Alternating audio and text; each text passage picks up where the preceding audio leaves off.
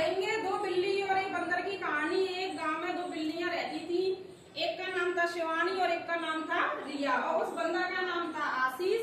वो दोनों बिल्लियां बहुत अच्छी फ्रेंड थी, दोस्त थी, कभी लड़ाई झगड़ा नहीं करती थी।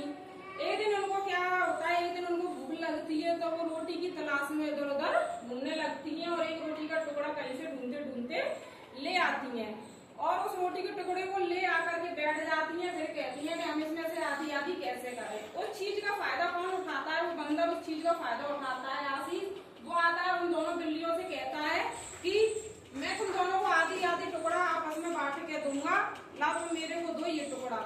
और वो बिल्लियां उसकी बातों में आ जाती हैं और उसको वो रोटी का टुकड़ा दे देती हैं।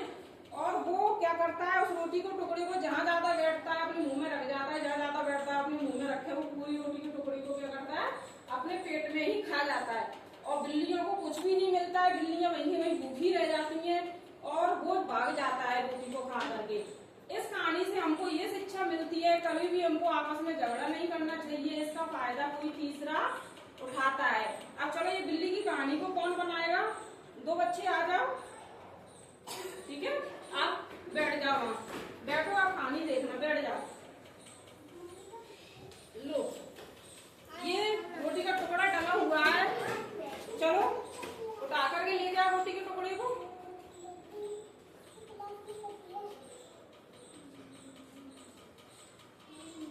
ये आपस में लड़ रही हैं दो बिल्लियां, इनको एक रोटी का टुकड़ा मिल गया और ये आपस में झगड़ा कर रही हैं इस रोटी के टुकड़े के चक्कर में। अब इनकी लड़ाई को सुलझाने के लिए कौन आ रहा है? आशीष। उसको है आशीष बंदर।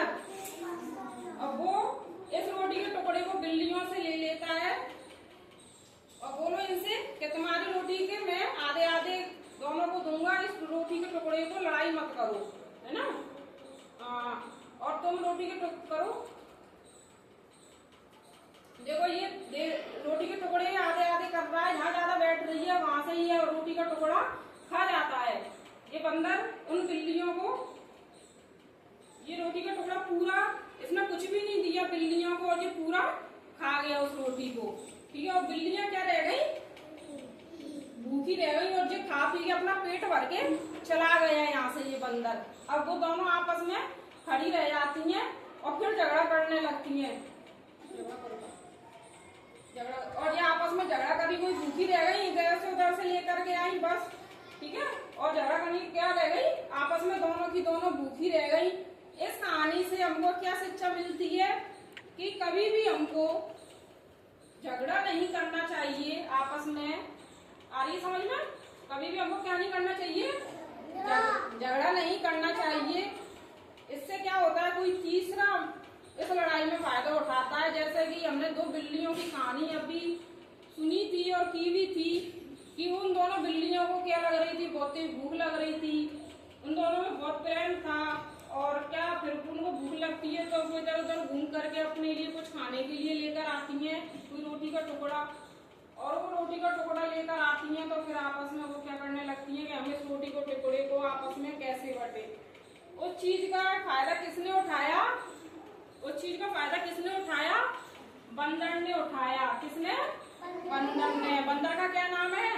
आशीष। आशीष। और दोनों बिल्लियों का क्या नाम है?